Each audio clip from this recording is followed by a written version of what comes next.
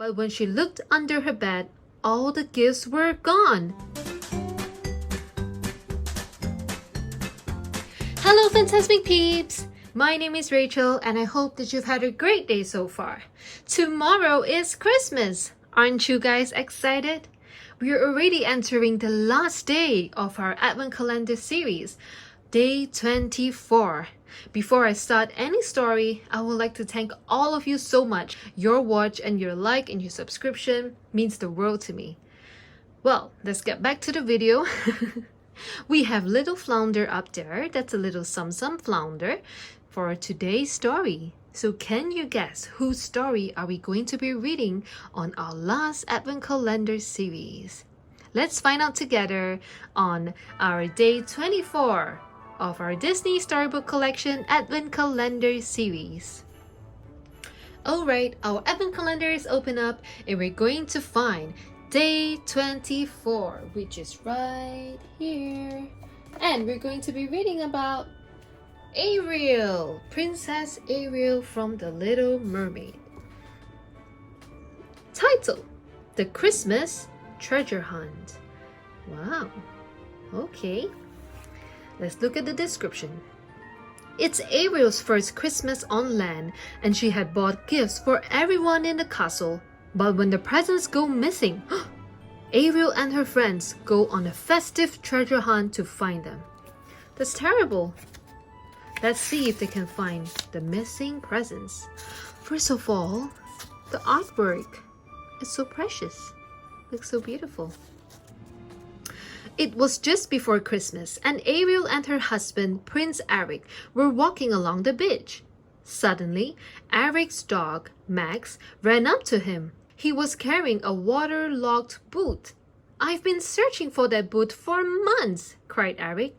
It looked like Eric needed a new pair of boots. Ariel decided to get him some for Christmas, but she only had a few days to think of gifts for everyone else.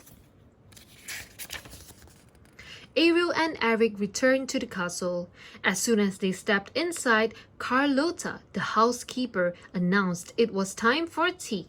"Already?" said Grimsby, the butler, checking his pocket watch. He gave it a tap. Must be broken.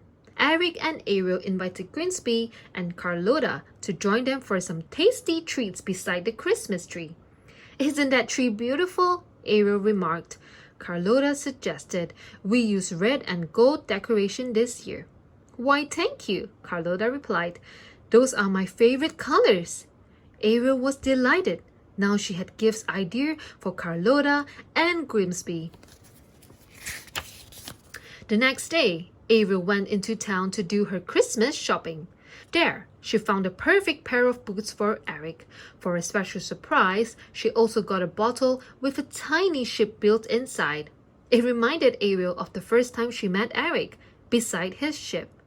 Then, she chose a shiny pocket watch for Grimsby and a gold necklace with a ruby pendant for Carlotta. For Max, Ariel stopped at the butcher shop and got the biggest bone she could find. Ariel still had to find gifts for her father, her sisters, and her friends from the sea. When she found a store filled with colorful glass hearts, she knew her search was over. "What beautiful ornaments!" Ariel told the sales clerk. "I'll take them all." Back at the castle, Ariel carefully wrapped the gifts and wrote a special message for each one. Suddenly, Ariel heard a loud chewing noise. Max was snoring happily on the bone she had got him. "No opening presents early, Max," she scolded. She took the bone and hid it with the other presents under the bed. On Christmas morning, everyone at the castle shared a festive breakfast. Afterward, Ariel went to her room to get everyone's present. But when she looked under her bed, all the gifts were gone. She looked under the rug and inside the wardrobe. She even looked behind the curtains, but the gifts were nowhere to be found. "Ariel!" Eric called upstairs. "It's time for presents." Ariel joined the prince by the tree. "Is it all right if we do that later?" I told my mere family and friends I'd meet them on the beach this morning. Ariel decided she could keep looking for the presents later. Of course, replied Eric. Come along, everyone. We're going on a Christmas visit. Ariel's friends Flounder, Sebastian and Scuttle were waiting on the beach. Scuttle, the seagull, handed Ariel a small chest. We thought this whatchamajinglies would come in handy. Ariel opened the lid and saw the sorts of treasures she had loved to collect when she was a mermaid. There was a bent fork and a cracked mirror. Thank you, Ariel cried. We all helped to find them, Flounder said proudly. Just then, King Triton and Ariel's sisters swam up. Merry Christmas, Ariel, they called. Merry Christmas, Ariel replied, waving to her family.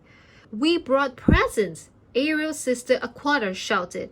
Oh, thank you, Ariel exclaimed. I have gifts for all of you too, except... Woof, woof! Max barked. The dog ran up, holding a boot. Your presents, Ariel said to Eric. Now she knew where the missing gifts were. Max had buried them on the beach. Ariel thought quickly. Surprise, everyone! We're going on a Christmas gift treasure hunt. Ariel, you are amazing, Eric said. Only you could turn Christmas into a new adventure.